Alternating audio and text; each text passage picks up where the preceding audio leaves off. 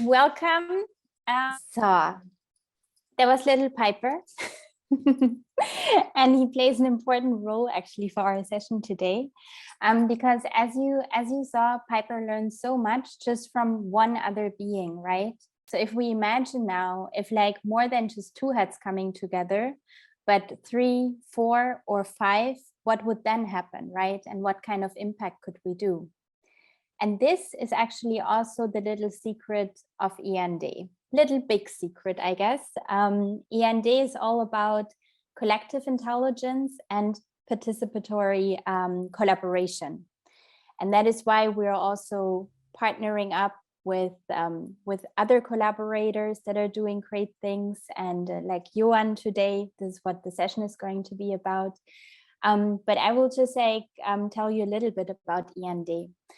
So iande is a concept. It's a place and a creative space actually where we are co-creating learning experiences that are aiming to create well-being in organizations, but also for individuals and transformation. And to us, we've been like doing, also years-long study and experimentation to come to this point today.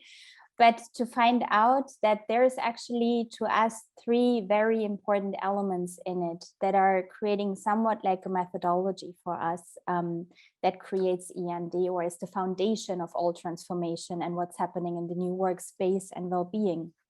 And that is self-awareness, self-love, and self-accountability. These are the 3 big elements that we have been working with in different kind of contexts. And also the adaptive org is working with these guiding principles.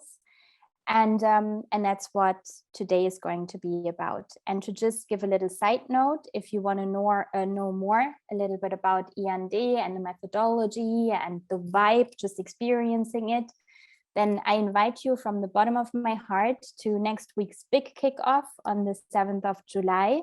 I will also put the link in the chat. And I can promise you there's going to be a lot of surprises and some really cool stuff happening. Not just Eleni playing the DJ, but there's like many more things that promise that we're going to have a good time. What do I want to say now also? Let me think. Today Johan and me are going to be guiding you through the session. Maybe some words about myself for the ones who don't know me yet. I've been in this teal and new workspace for the past 6 years almost now. And I've been experimenting especially with the topic of purpose and self-management, so holacracy, but also other self-management methods, personal development. And in the end, suffered a burnout anyways last year. So I was like, okay, the whole teal thing, how does that work differently? And on the way, I met Eleni, and Eleni had this amazing idea of an app as well, and working with emotional intelligence. So we partnered up and we created Uni and iande as well. And Johan joined us on the way. And now we are working on these 2 big projects and birthing these 2 babies this year, plus like the other one that's going to be coming in August. So it's like, it's a very big, exciting year. And I think, and I'm based in Amsterdam, and I'm a German native. And Johan is the co-founder of the Adaptive Org, based in Austria, and has also been in the space of teal and new work the past 7 years. And as said, we also met in this space and started to collaborate. And he will also tell you a little bit more about his story in the context of the Adaptive Org. And now I would give the mic to Johan and the Adaptive Org to have us experience it. Thank you, Tina. Yes, as we're a small group, I would suggest we do the exercise together. So I've prepared an exercise, Jörg already knows it. And yeah, let's just do this quickly together. And I will explain afterwards what the underlying message behind this. So, and the exercise is, we have 8 pictures here. and we have two boxes. And one box says fictional reality and one box says real reality. And what we have to do is, our task is we assign these pictures to the boxes. And yeah, let's get started. I choose a picture, and you're telling me where we should assign it. What is this? And what do you think where we should assign it? What does it look like?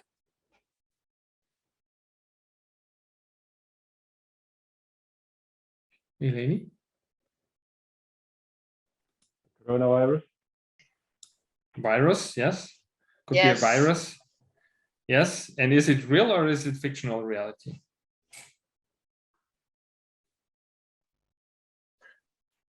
Real reality amplified. Yes. Yes. Well, talk about it later anyway. This, what is this? This is an organizational chart, something like that. What do you think? Fictional reality. Fictional reality? Yes. You agree? Yes. Yes. And let's talk about this. What's that? That's a map. What could this be? Reality, fictional reality? Reality. Reality.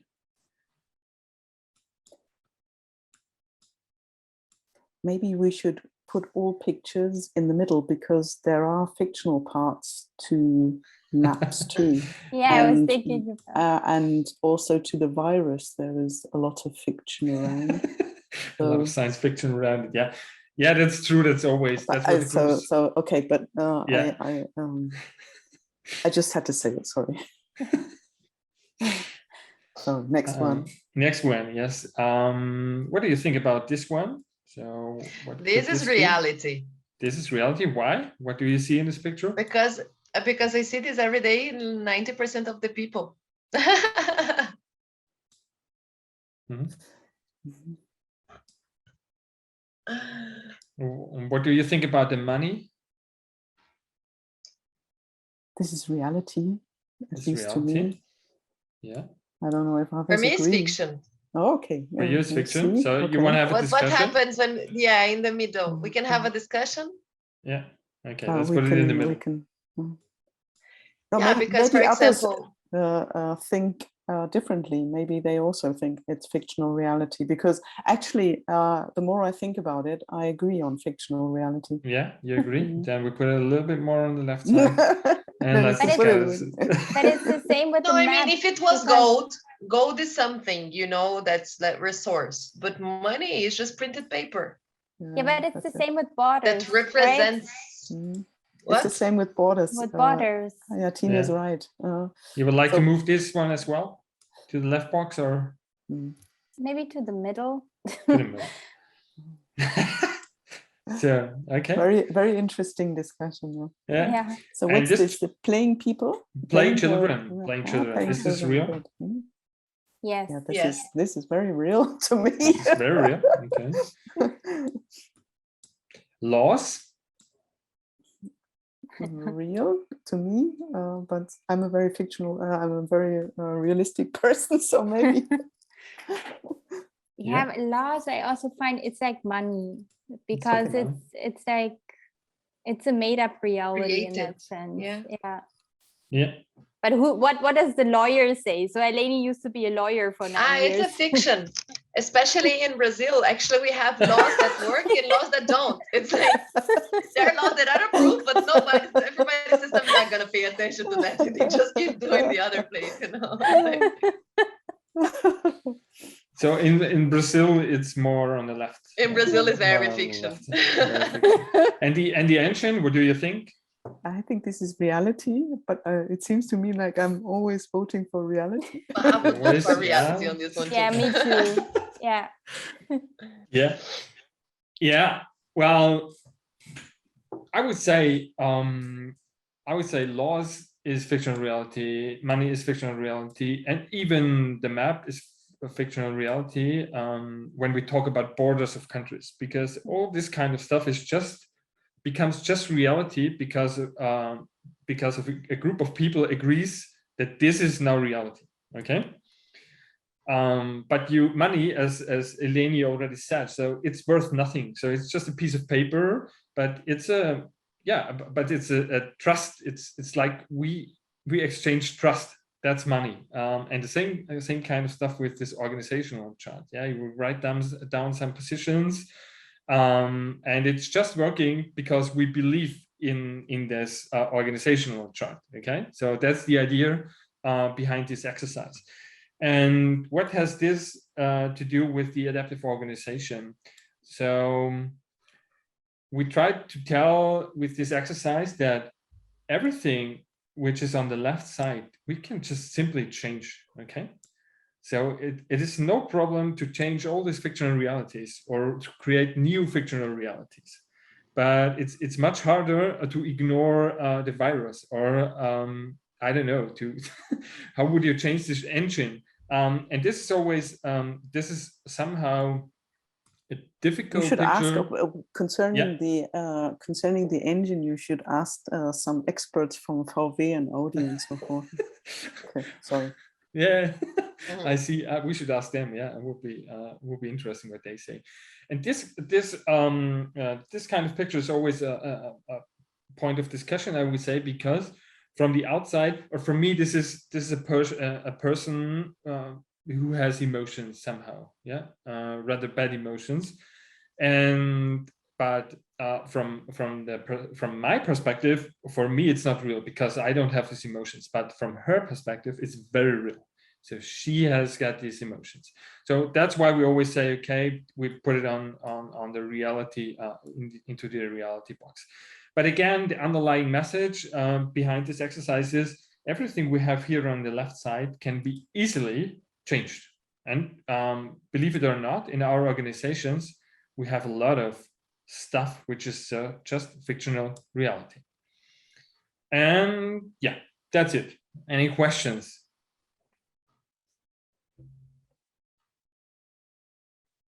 Is this message receivable? Yes. Yes. Thank you. Yeah. And now let's go a little bit deeper into the adaptive organization. So we start with the why. Why do companies decide for the adaptive organization as an organization model? And we have here some examples. And we always have brain and heart because that's what we experience. So we're not going to discuss every company here, but I just want to show it because when we start conversations with these organizations, they always come up with something rational. Okay, they say, okay, we've got a problem, and this can be something like this company, well, they had a huge problem with their customers. They had to do a lot of migrations, and they had already made a plan, and the plan told them, oh, you're not going to finish it in time, so you're going to lose customers. So that was their problem, for example. This organization told us, oh, we grow and we have problems with our growth somehow. And we have some clients where there's company succession, the reason, and other stuff.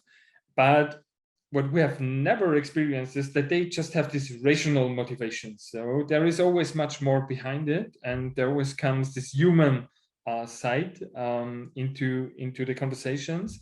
And Teledata, so this is our #1 customer. So they are living the adaptive organizations like no other customer.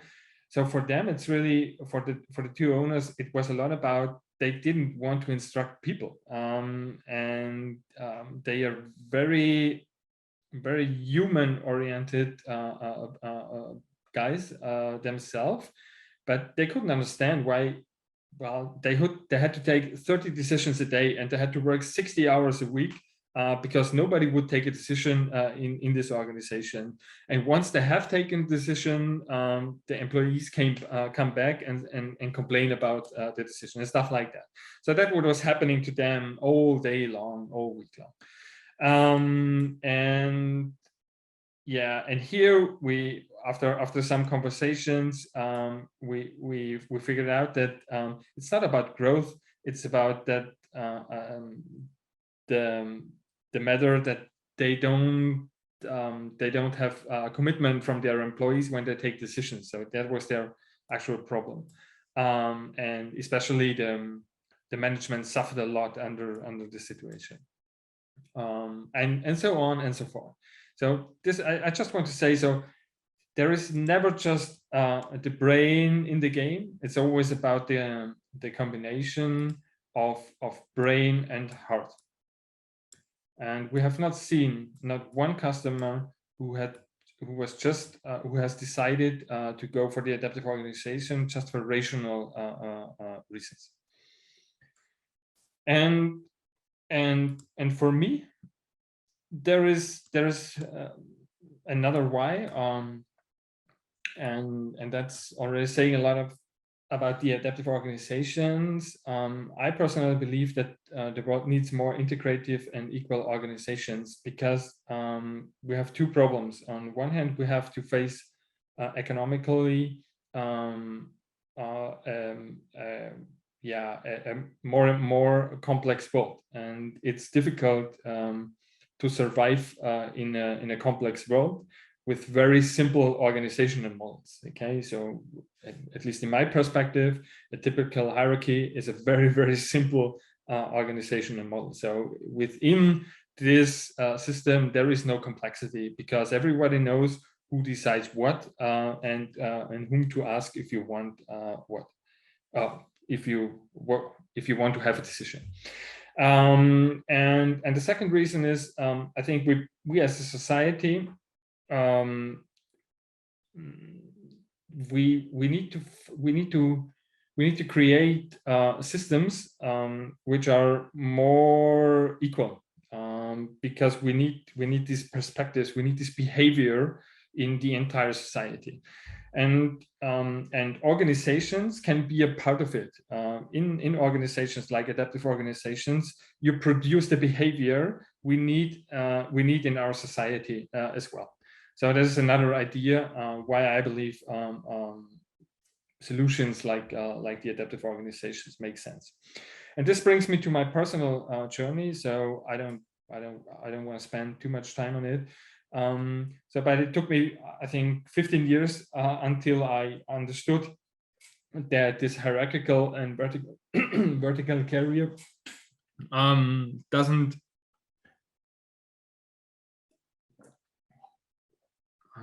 doesn't provide me more impact, because that was what I was looking for. I thought, finally, I'm at the sea level, and now I have more impact on the world, and I can change the world. But this didn't happen. It was the other way around, to be honest. So 7 years ago, I skipped this career stuff, and by coincidence, I ordered this book, Reinventing Organizations. Sorry. What is in English? Ein Frosch im Hals. What is it? Tina? I don't know. You don't know? No, Eleni, but Eleni, you understand some German. Frosch im Hals? No. A frog in your throat? He has a frog okay. in his throat. In your throat. I am very sure that's not English, but Susanne, you probably know, right? Yeah. I'm sorry, I can't help. No, you can't help. Sorry, I only know very, very simple English words. Here in Brazil, we say you have to swallow some frogs. You have to swallow some frog. That in Portuguese. Instead of the throat, they just say, swallow that frog. You're like, okay. Okay. So Johan swallowed the frog, okay? Okay, I see. Do it later. Thank you. Yeah, so I somehow ordered this book, and and what then happened is, what I always say is, my heart and my brain got connected, because now I had an idea why I was suffering so much in this hierarchical world. And so I decided to follow Frederic Laloux's advice, and went first to Vienna, and did this holacracy practitioner training. And 2 months later, I went to Amsterdam and did the holacracy coach training. And in Amsterdam, I got to know my first customer. Interestingly, a company just 30 kilometers from here. So you have to travel to Amsterdam to find a customer close to you in Austria. Yeah, and then I started an implementation at this company, and yeah, it was a total mess.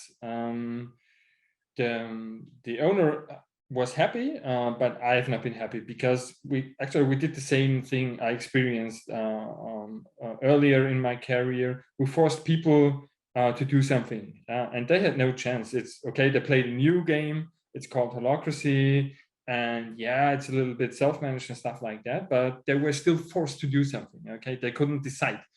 And so I said, no, that can be what Frederick meant when he was writing his book, and when he was telling these 12 stories of these organizations.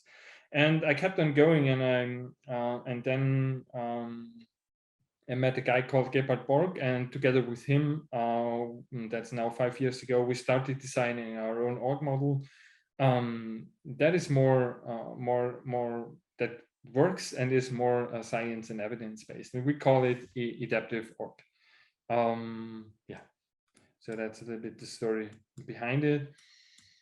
And yeah, and it's an organization model which isn't one, because we have no organizational charts, we have no roles, we have no accountabilities, but instead we try to structure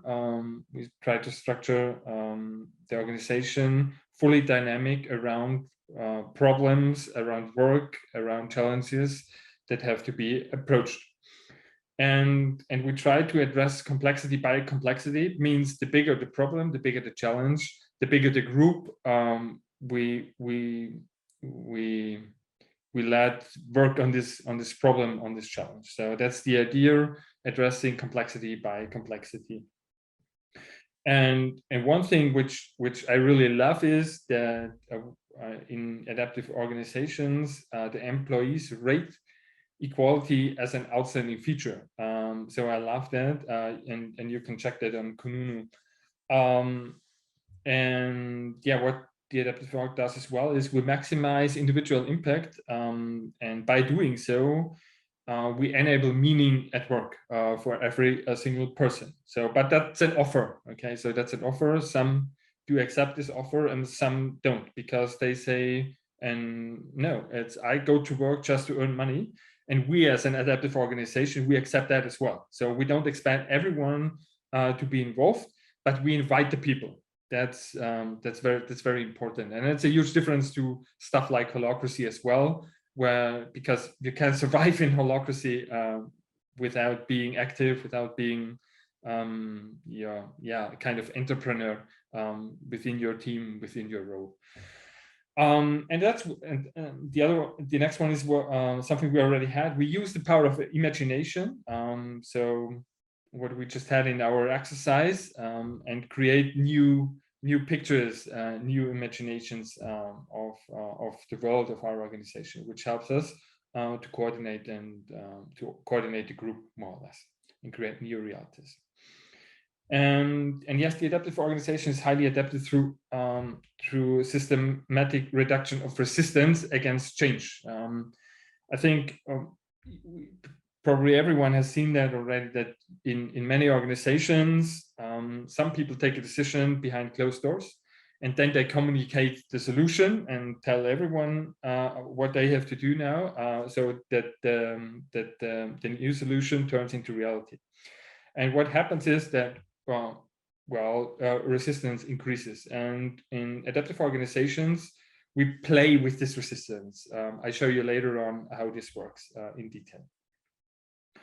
And we use the wisdom of the crowd for minimizing risks and peer control, because in adaptive organizations there is no such thing anymore like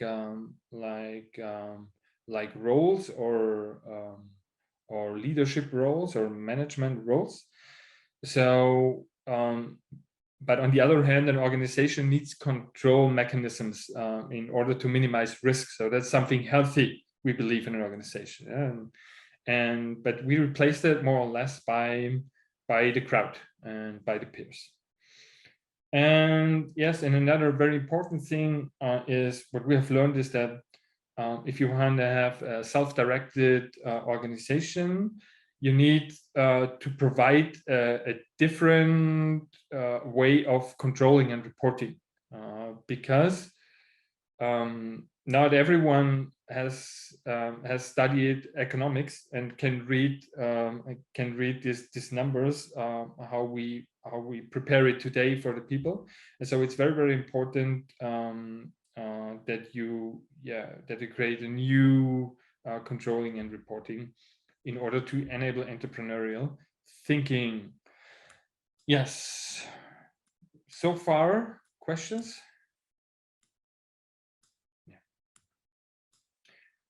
And yes, and well, as you can imagine, we allocate the adaptive organization here. And we distinguish between, okay, hierarchy is clear. You have bosses and they tell others what to do. What we see today a lot is we have these flat hierarchies. We see that a lot in startups, that, okay, there is a C-level and maybe a director's level. And below these hierarchical levels, there are self-managed teams, agile teams, stuff like that. And then there is another solution. So you can see that as well out there. This is, you have a fully self-managed organization, but when it comes to the orientation, to the direction of the entire organization, it's again up to just a few people who are deciding about the future of the organization. So they decide about business model, they decide about the markets they're working in, stuff like that. But the organization itself is fully self-managed. So this is, holacracy is an example for that. So holacracy is exactly working like this one. And we are saying in an adaptive organization, no.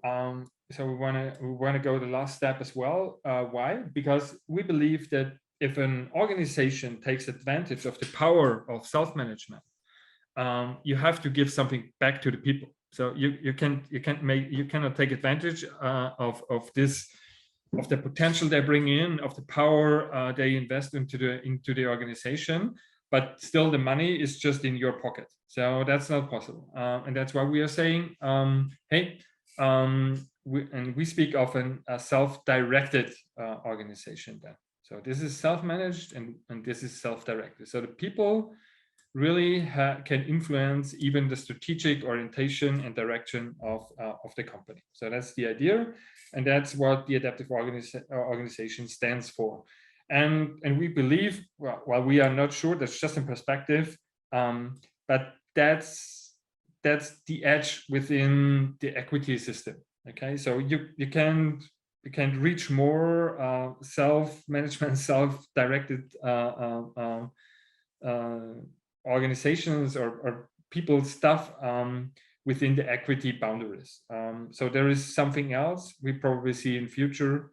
Yeah. Any questions? And I've put some stickers on this kind of stuff because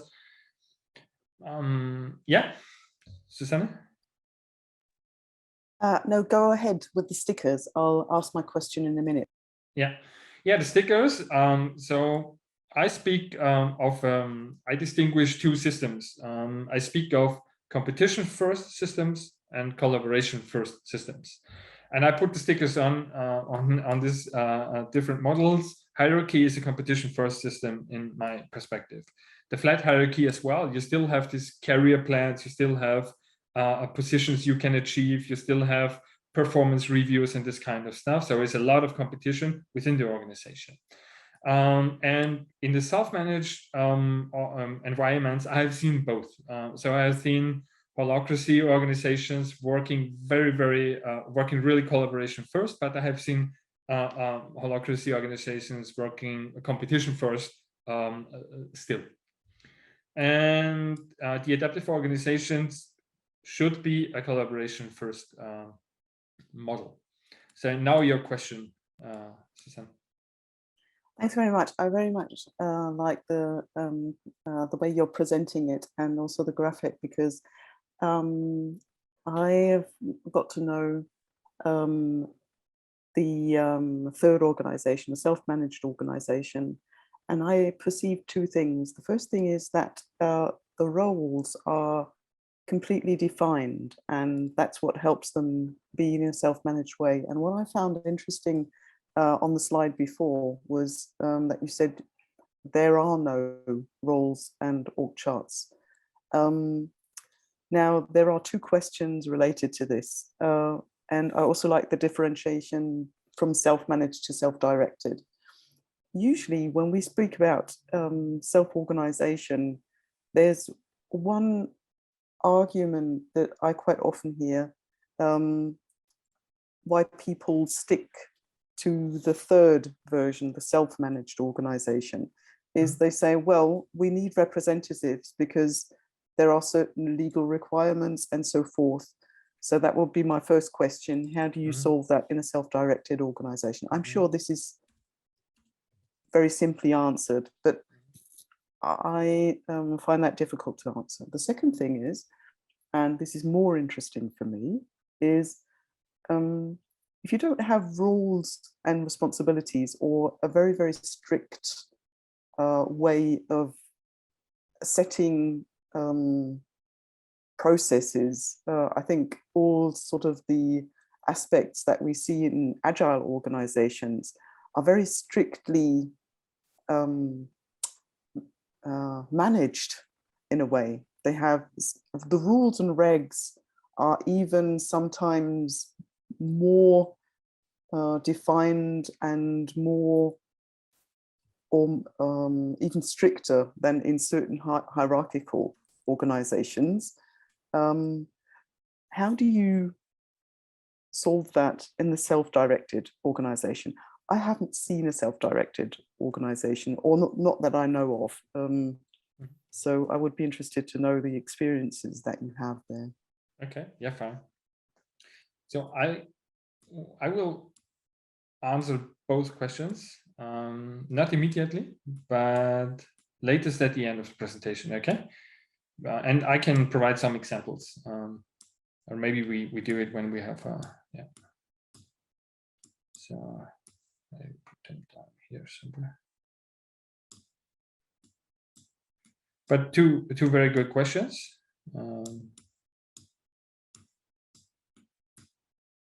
Yeah, so I put them on the questions board and can do that later.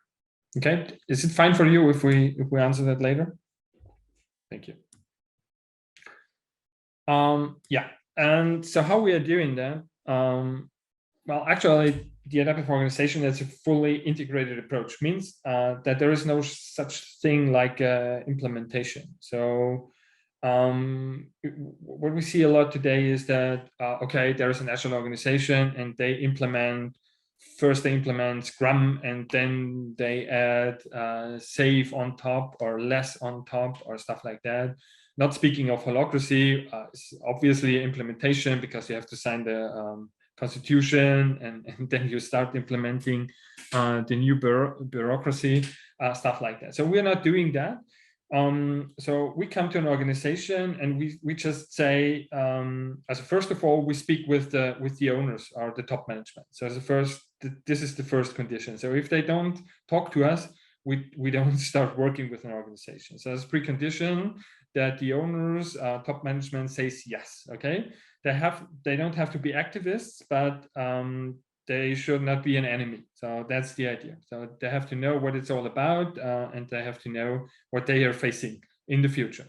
So if they say yes, and if we have the feeling that they are settled, then we say, okay, let's go to the organization And then we tell the organization, hey, look, we are here, or the owners tell the organization, hey, look, we have some guys here running around, and they would love to work with you on one of our problems.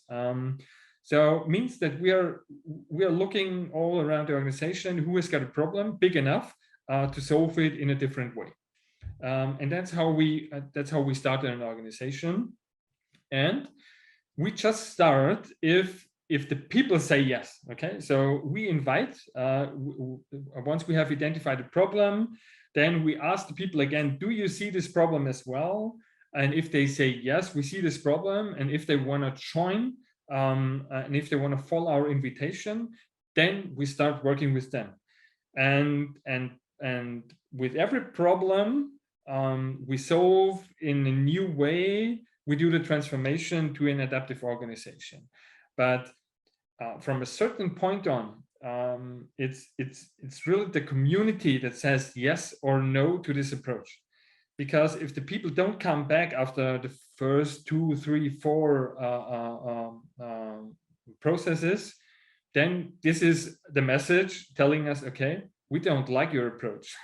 So bye-bye. But if people come back again and again, then we see, okay, people seem to like it. And by continuing this, we transform the organization, if you want so. And that's why we are saying it's a very organic approach. So we don't implement anything.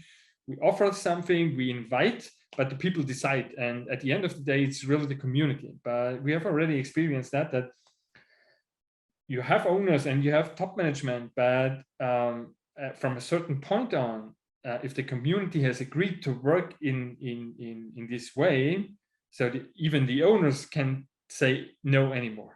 So, and that's something we tell them very early. So we're not telling them afterwards, so now it's too late. We're telling them very, very early that, hey, this is your risk.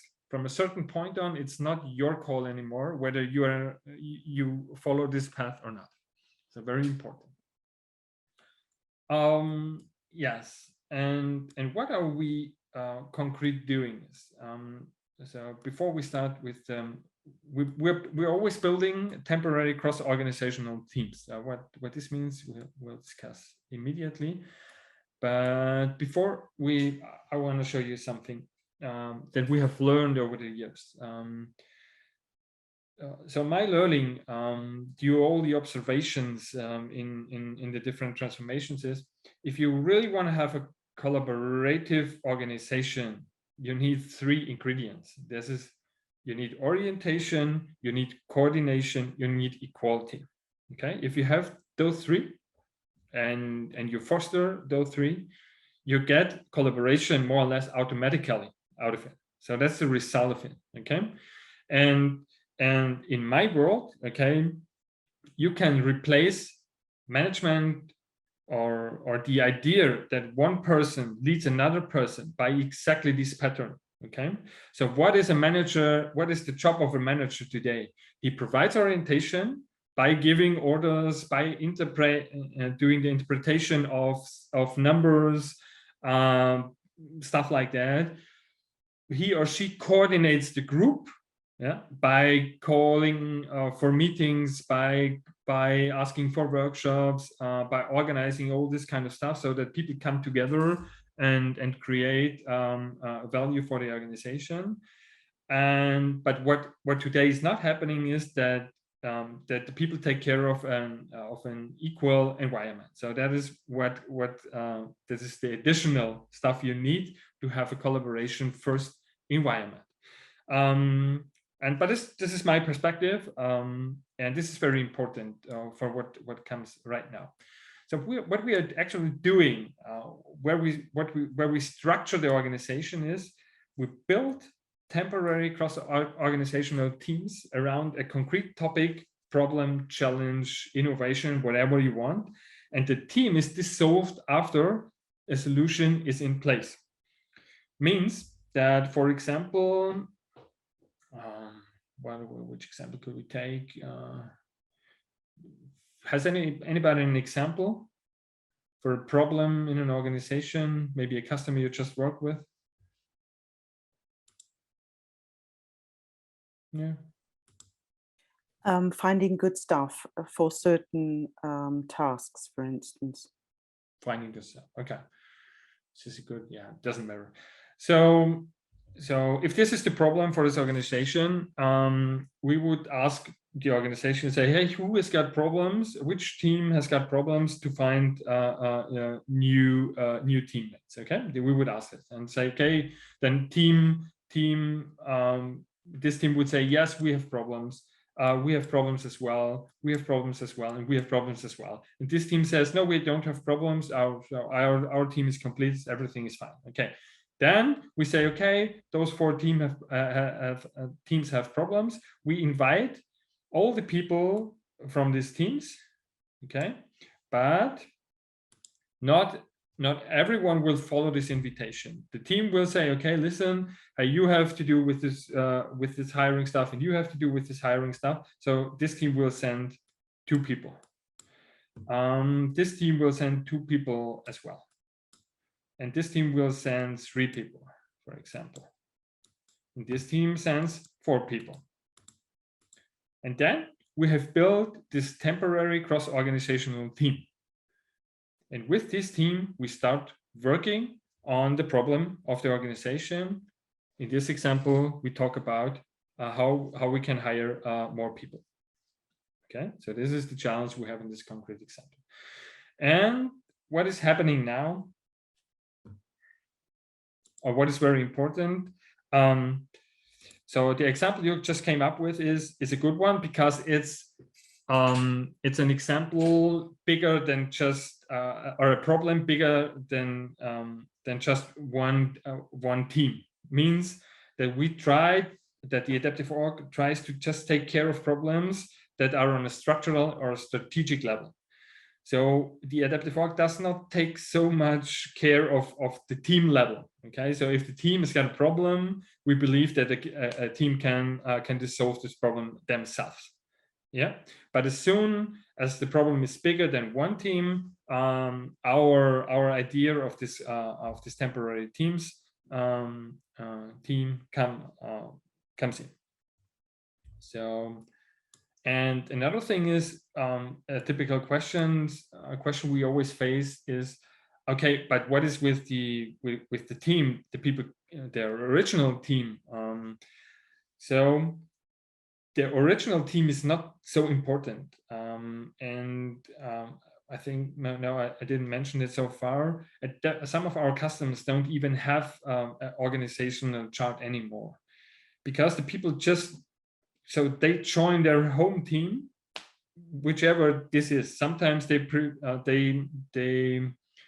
choose it because they like the people. Sometimes okay, they cannot choose because of the people, because they have to work in a team. Like if you have a what is it called, a service level team or so. So they have to work together. They have to sit in one room. So it's not possible for them to join a different team just because they like the other people more.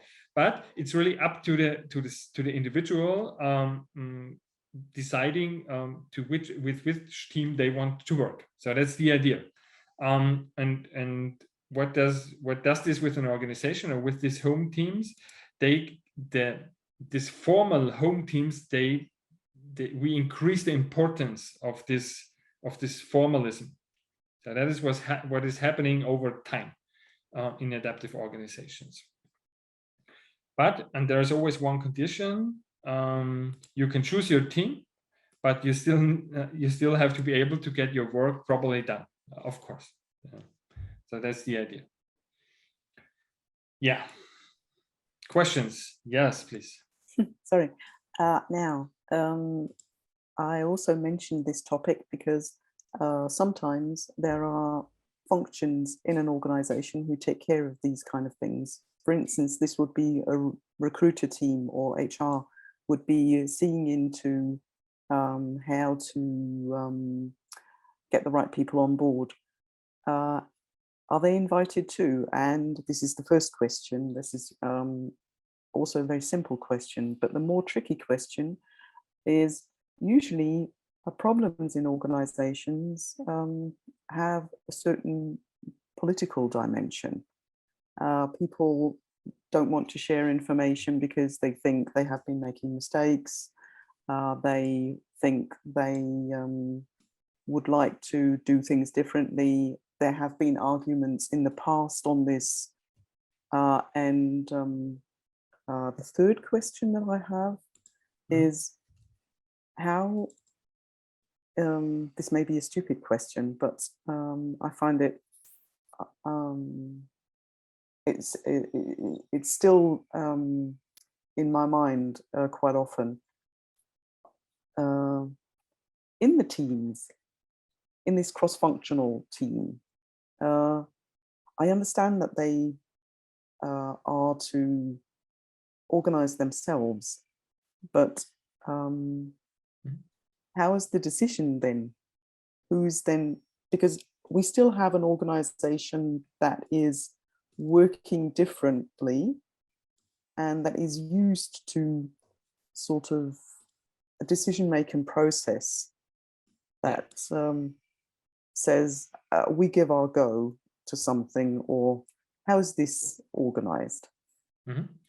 Yeah, first of all, we have to distinguish between the home team. So in the we don't take care of the home team. Means they can even have hierarchical structures in their home team. So if they want, so it's up to the team to decide how they organize, okay, and who takes decisions.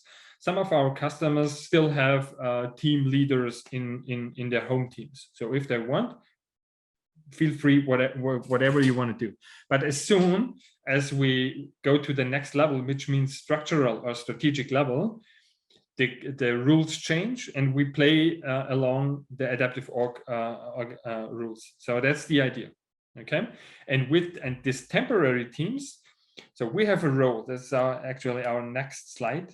We have a role that takes care of this cross-organizational teams, of these temporary teams, because as you probably can imagine, these teams are rather big. So we don't have teams of 5 or so. So you rather see teams of 10, 15, sometimes 100 people within this cross-organizational teams. And of course, these teams need support. And they get support by a role called the adaptive org catalyst. And this is what an adaptive org catalyst is doing, or the team of adaptive org catalysts ideally is doing. We are the team of adaptive org catalysts. We act out of a collaboration first mindset and support the temporary teams with the activation process design. So, and this is what, and this will answer your second questions. So we always have, we always follow a process design in this cross-organizational teams. So yeah, they are supported very, very closely. Yeah, so I just think about and now let's continue with the catalyst. So the catalyst is so what is behind this catalyst? There's a lot of stuff in here. We see a lot of things, and what it's all about, it's about these people come up with a what we call collaboration first mindset. And they develop this mindset by working with us, by running through a training program, and this typical stuff. Yeah, and once they have finished their training and they have done their first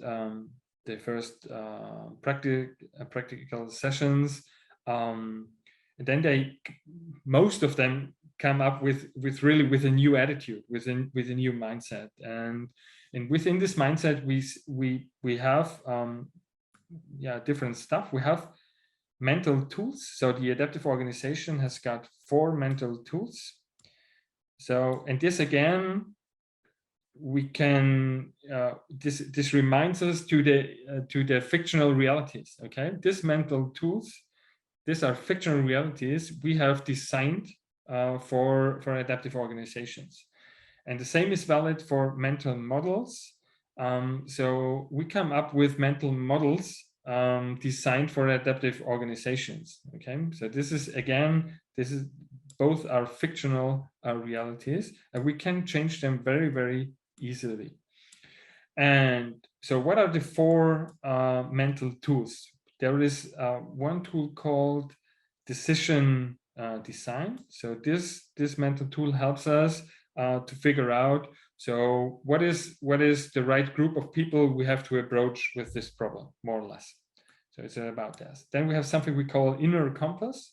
So this compass provides orientation in terms of how do we look, what is our perspective on organization, on humans and stuff like that.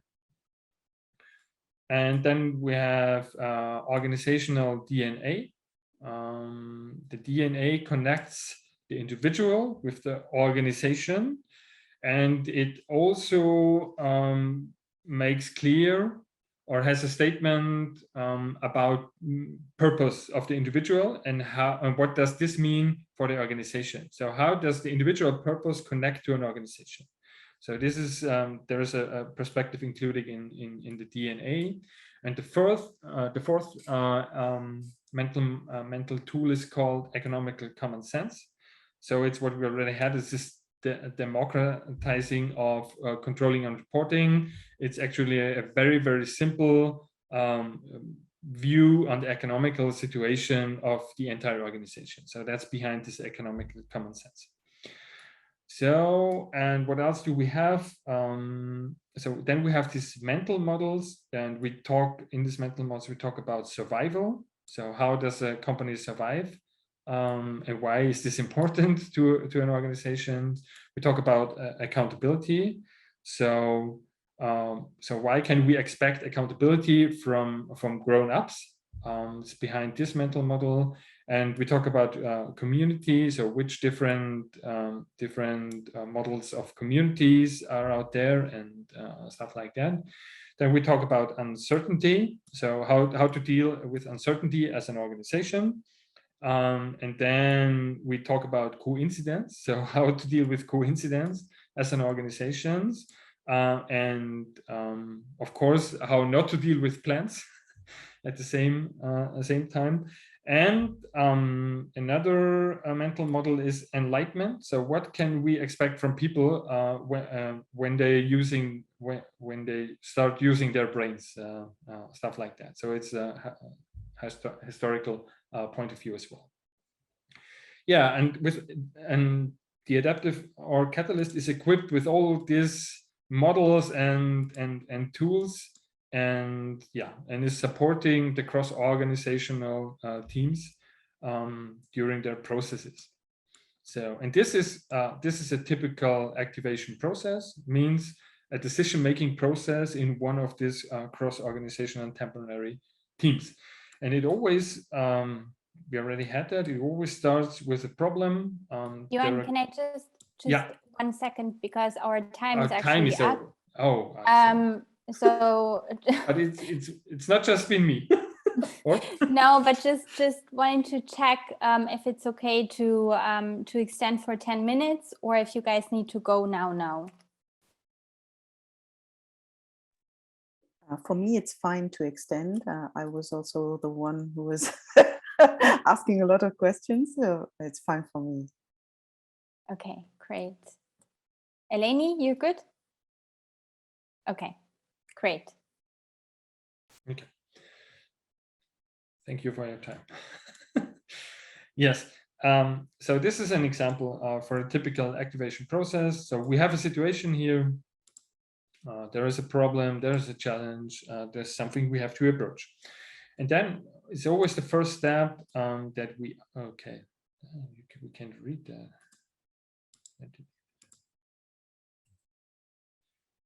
The first step is we always ask the group whether they see the problem as well, whether there is an acceptance for the problem. Because what we should not do, we should not start the process and the people we invite or nobody's coming at all, because they don't share the problem. They don't share our perspective on this thing. So it's always the first thing we do is we sense for acceptance in the group of affected people and ask, do you see the problem as well? And if they say yes, then we start the process, and then we invite the people, and then we start designing the process. If the people don't see the problem, if they don't share our perspective, So there are two possibilities. We can rethink our question, means, okay, maybe we have asked the wrong questions, or we can just simply ask a group, okay, so maybe you have another problem, or we have phrased the wrong question, stuff like that, or we simply ask the group again.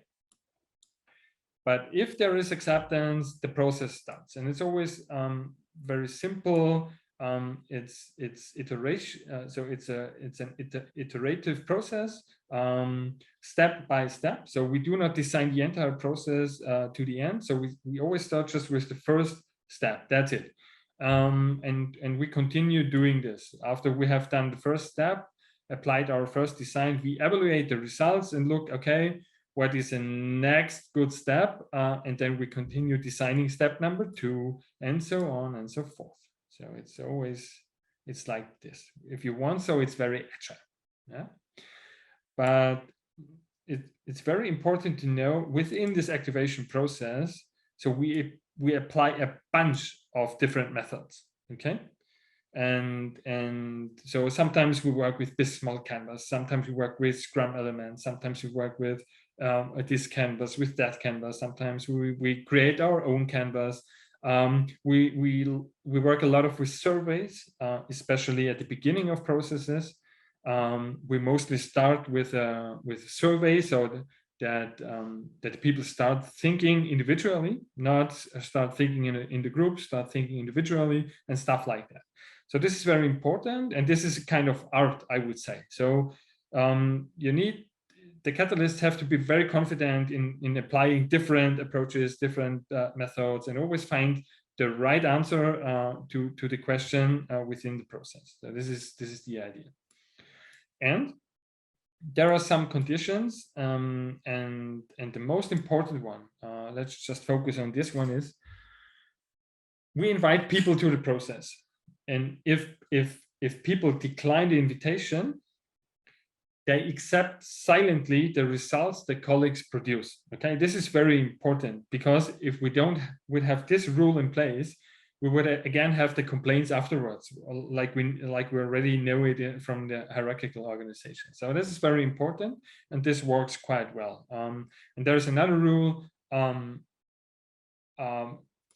So if a problem is solved by a group, by the adaptive org process, it can just be amended by the group. It cannot just be overruled by a manager or something like this. So, and this is the activation process. And yeah, and what is the big difference to what we see today in mostly in the organizations? Oh, that's a nice one. So this is how it happens in hierarchical organizations. So the problem is identified. There's a leadership or a management team that evaluates possible solutions. Leadership takes a decision, mostly behind closed doors. Sometimes a couple of people are invited, but not always. Then the mess starts.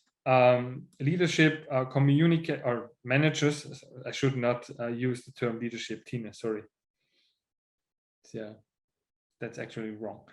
And then managers decide to communicate the decision. And what is happening in the organization, we already discussed it today, resistance is increasing immediately, because you get an email, you get a nice presentation, and the managers are telling you, oh, you know what, this was our problem, and we come up with this fancy modern solution. Would you help us to turn this into reality? And people just think, okay, I've not been involved. I don't know what they want from me, so I just continue working. So I don't care. So that's how people react. And then what usually happens is change management comes in, and sometimes they hire external consultants, and these consultants are producing even nicer PowerPoint stuff and yeah. But well, after a certain time, we still have a huge amount of resistance within the organization, and the actual solution is not or the suggested solution from the management team is actually not applied. We just see still a lot of resistance. And by doing it the adaptive org way,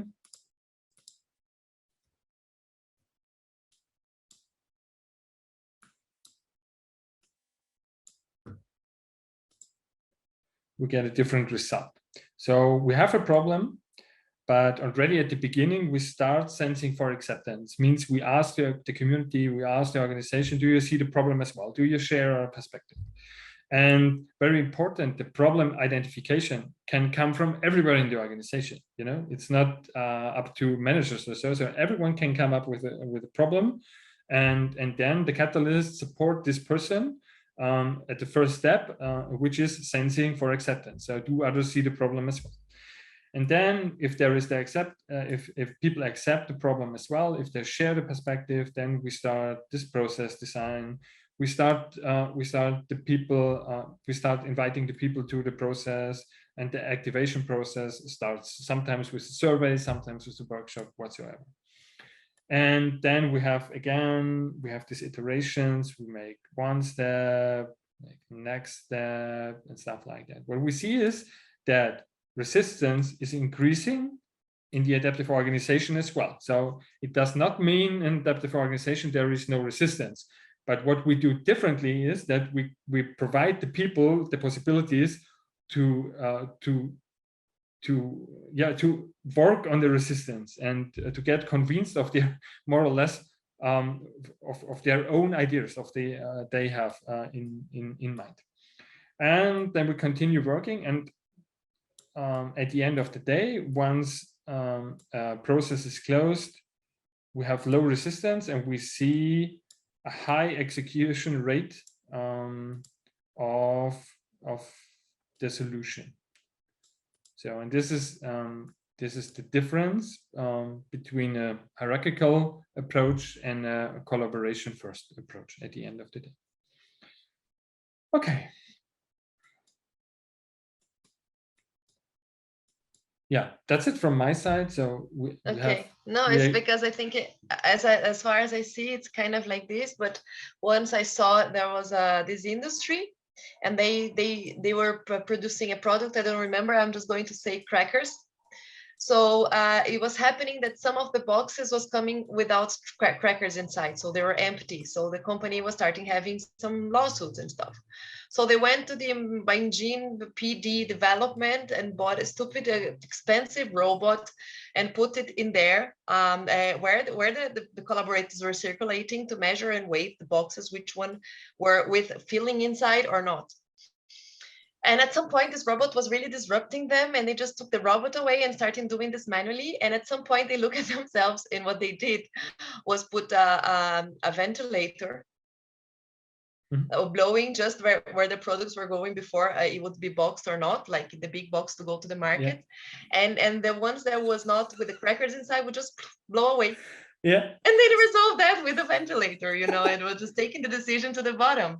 And they just knew what to do in a way that it was even more refreshing to them, the environment, and it didn't have a really big robot that cost millions just to develop for that function. Yeah. So I think it's a little bit in what you were talking about. Yeah, that's an awesome example. It's like, we got to find a solution that's better than this one. Yeah, that's an awesome example, Elaine. Thank you for sharing that. Yeah, exactly. That's what we try to come up with. I mean, you ask the people, and the only difference is that we try in the adaptive organization, we try to do it systematically. Okay, so we try to repeat it, and we have an approach that works in different contexts, in different organizations, and different industries, because it's highly dynamic itself.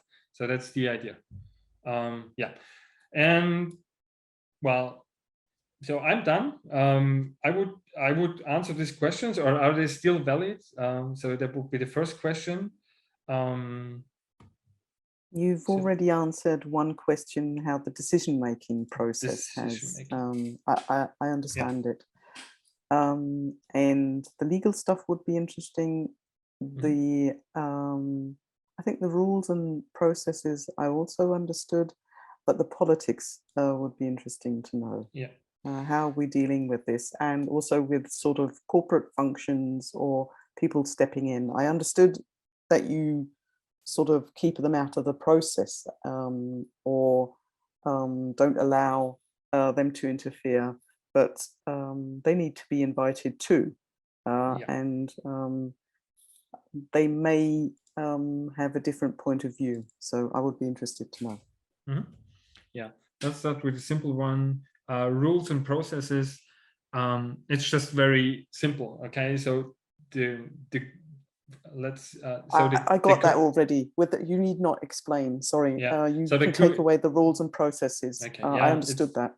It's just very simple. The community designs their own processes and rules. So that's how I got that. Yeah. And if we talk about processes, it's a typical structural topic because there are usually a couple of teams involved. So they come together and implement the process however they want to do it.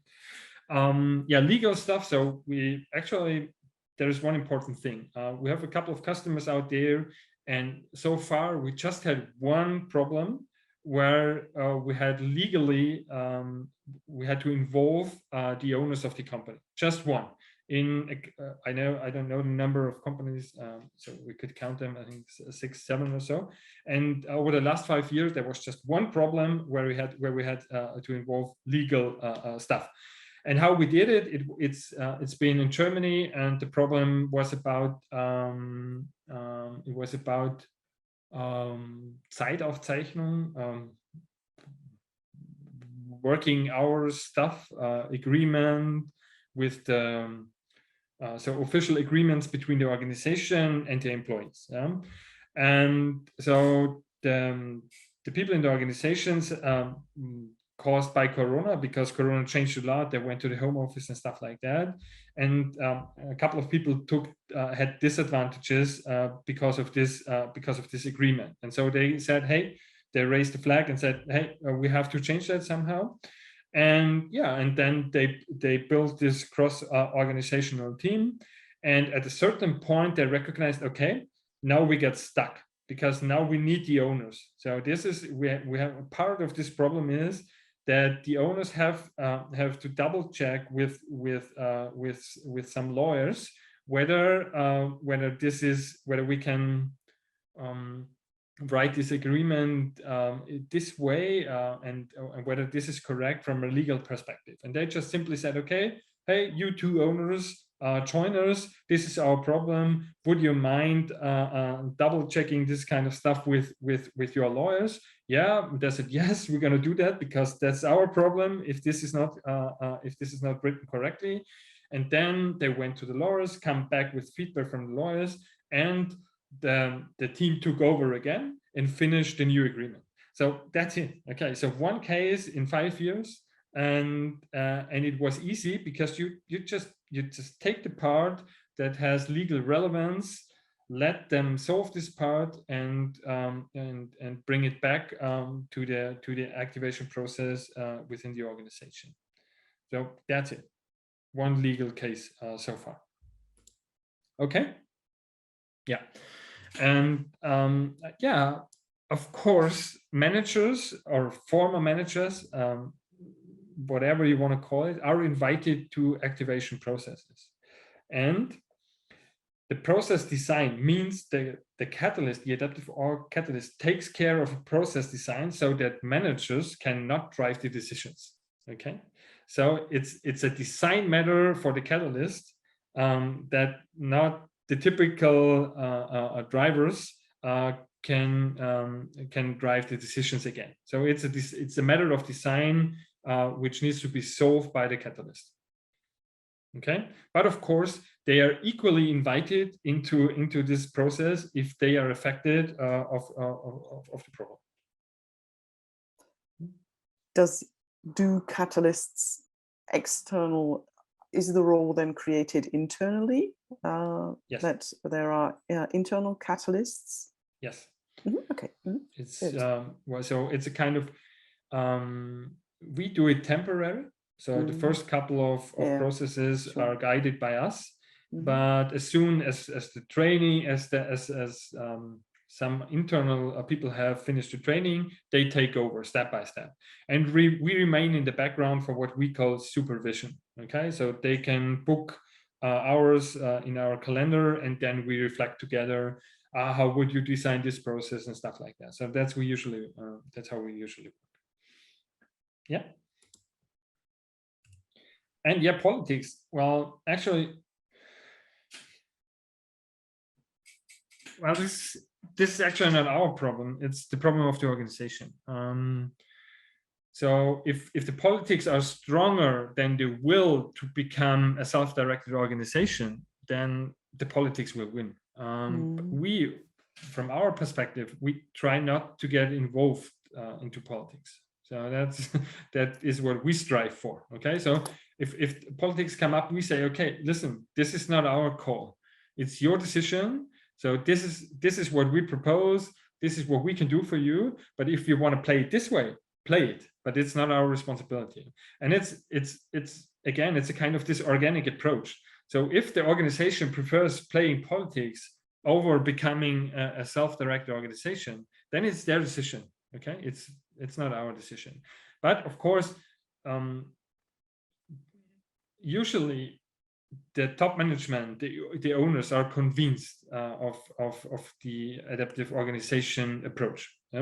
So it means especially the middle management. So they are, well, we experience them as they are silent, and they are not very loud, and they try not to interfere too much, because they know this thing is covered by the owners, by the top management. Okay, yeah. Thanks very much. Yes, thank you very much. That was very interesting. Oh, thank you so much for your questions. Anything else? Yeah, almost in time. I think it's time to wrap up. Yes.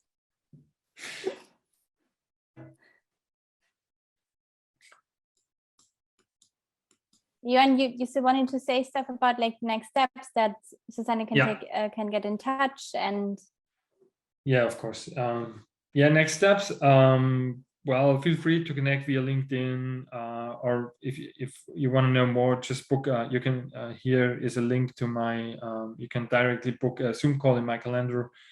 And we have this proposal, a free of charge proposal. So if you have a client, or if you have a client in mind, or if you have a situation in mind from the past, you want to bring into the context of an adaptive organization, then you can submit a case. So there is a form. There is a link to a form, to a Microsoft form, and you can submit this case, and we come back to you with activation process design example, so that you can see how we would solve that in an adaptive organization. We believe that helps a lot, learning more about the approach, about the perspective. Yeah, and yeah, LinkedIn, you have my email address here. There is a website, you can check out the website. There is a white paper available. And yeah, of course, we have the Adaptive Org Catalyst program. So if you want to join that, just drop me a message. I put you on the waiting list. So we have no fixed dates for it. So we start when we have a group of people interested, and then we start coordinating dates and stuff like that. Yeah, and of course, I think so. Feel free to recommend us. I don't know, to conferences, writing articles, or contributing podcasts. And we also offer this kind of discovery sessions for free.